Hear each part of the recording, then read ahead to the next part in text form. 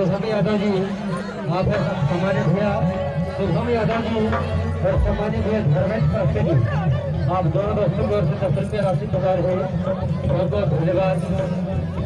और सुनो टोरी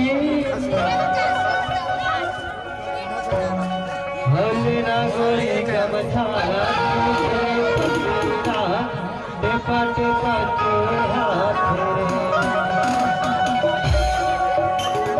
हल्ला गोरी का मछाला पसीना टेपा टेपा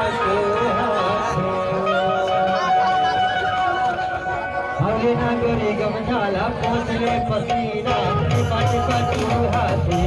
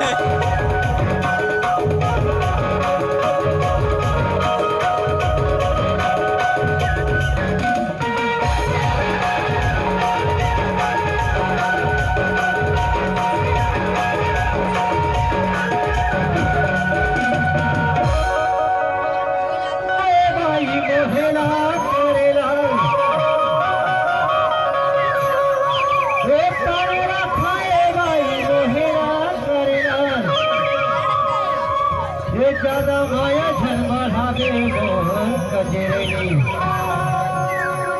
ज्यादा माया झलमलावे मोहन कजरनी हो नहीं जो के काल भी आवे। अरे तभी तू कहाँ छो